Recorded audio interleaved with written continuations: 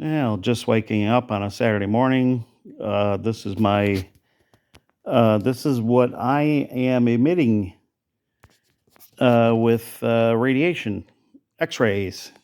Call me X-ray man. This is what happens when you get a cardio stress test and you're injected with the tracer. This particular hospital protocol with the doctors, the doctors that do the readings on this, they want a 2-day test, so you're injected twice, which I don't like. The radioactive tracer. I forget the name. It's not thallium. Thought it was thallium for some reason, but I forget what the tracer is called, the drug. But it's basically designed to make you radioactive. So when you get in the machine, you emit, and the machine picks it up and creates the images. It's not like a CT where the CT actually bombards you, passes through X-rays to get the images. It's kind of the opposite. But this is now 24 hours. It's I had it around 8 o'clock yesterday, the second part of the test. So I was already hot from the day before, and it was coming down a little bit. What I noticed is that it drops off fast. I have because I'm kind of a techie geek person, and I kind of collected detectors. This one's called an inspector, and it has the pancake style, which is very sensitive. I have two of these. I have the SE International one, which looks identical to this one, but it's blue. And well, it's got a blue sticker on the front, but it's pretty much the same exact concept. And then I have a Rat Alert 50, which was an old fire department, I think a New York fire department, new old stock when they auction them off when they replaced their updated their equipment years ago.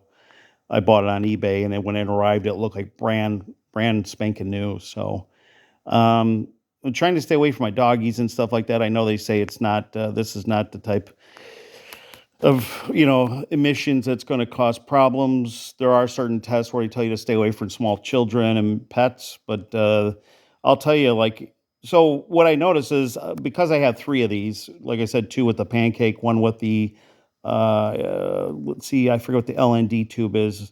It does detect alpha, beta, gamma. It detects all four, but it's just not a pancake style. I think it's the 712 LND 712 tube, and it's an inspector also. It's just the smaller tube inspector. That one just slower to update, but it does create the same kind of numbers for this type of radiation because when you first come home, I set up like a because again, I'm kind of a data collector, techie geek. I've been an IT person for over 25 years, and then when I retired, I got into radiation and all kinds of science. I'm always into science stuff, but anyways, I set like a three position coordinates around, and I monitor them like 6 feet away. And when I first came in the house, these things were going nuts, higher readings, way higher readings than this, even just being within a 6 foot vicinity of them. So I noticed when I kind of fell asleep in a recliner in the family room, and I've been kind of looking at them because I can still see them 6 feet away. I have to sometimes use my flashlight. It's pretty funny. And I could see the levels are dropping because I'm pounding the water.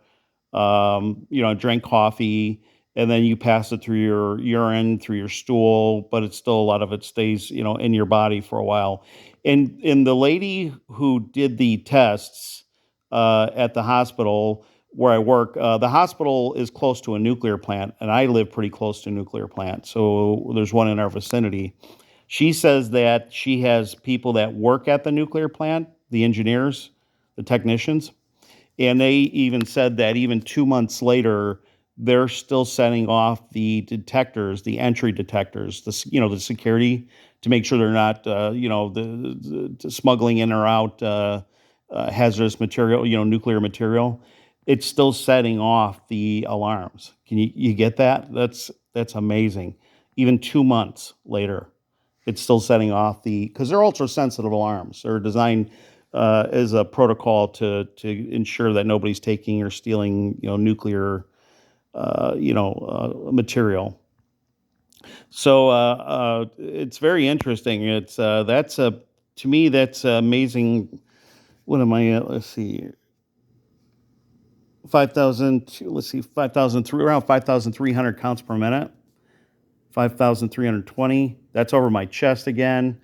But like I said, now it's dissipating quite a bit from as I distance myself. If I'm like 6 feet away, it's down to about 300, 200 counts per minute. When I first walked in, if you were to first walk in right after the scan, like you drive home, let's say a half hour drive home, it's got a half life of supposedly 6 hours.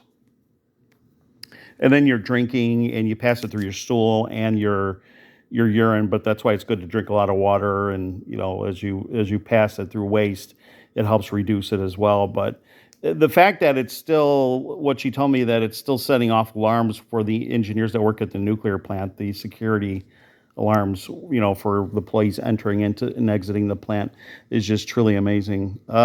These are X-rays, like I said. So again, you're the emitter, in the machine, in this case for a heart scan, is designed, or any kind of test that uses similar type of injection where you're the actual source, is the machine is basically picking up the emissions and creating the image. That's why that's why it's got to get almost, in this case with the heart scans, you got to get, if you're claustrophobic, it's not, you got to kind of try to get through it, because the machine is literally almost like with an inch or two on top of your face. They shove your whole body in there and stuff like that, but you can get through it. Anybody can get through it. But I sure hope the medical industry has done research on this to see the risk factors versus the benefits versus the trade-offs, these type of tests, because radiation is radiation. Most of us try to avoid it if all possible. And I collect watches, and vintage watches specifically, and I've done on some of my older videos some of the radium-based watches that ran up to about the early 60s before he discontinued radium, and that is super hot. It makes me want to pull out and see how many counts per minute those are emitting, but I know it's way more. I think they actually peg my Geiger counter. But they're saying these are safe doses. Safe, I don't know. Has there been any studies? I mean, decades ago when CTs were like in the 80s, I don't know if it was the 70s or 80s when CTs came about, the first CTs, if a kid fell off the playground and they thought he broke his arm or leg, they ran him through, as soon as they got their CT in, they ran him through the CT because they had to pay for it, of course. They bought this expensive machine, and it was great. It created fast, more detailed images than X-rays. Decades later, they're reevaluating the use of these machines, because now they're thinking they should be a little bit more minimalistic, because they're worried about long-term exposure, especially in younger children. So there you go. I mean, it's just like anything else. It's like, it's a new technology. It's great, but what do they find out 50 years from, with studies and stuff, that they were, causing them to change protocol and not use the same methods of studies or the same doses. This is, to me, hot, but I'm not a nuclear engineer, and I don't know the actual numbers. I just know body tissues and organisms like us are not meant to be, radiated like this. It's never good. You try to avoid radiation if all possible, but they say this is safe because the tests are beneficial, and I get it. But you could see it kind of fluctuating all around. So I'm going to document it. Again, this is about 24 hours after the secondary injection.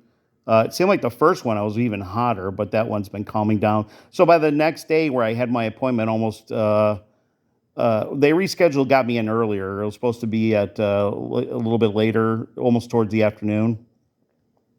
So it would have been a little bit more of a drop off, but as soon as I came in there at 8, they pumped me up again and radiated me again. So, all right, I'm going to document this and see where I'm at in another maybe 8 hours.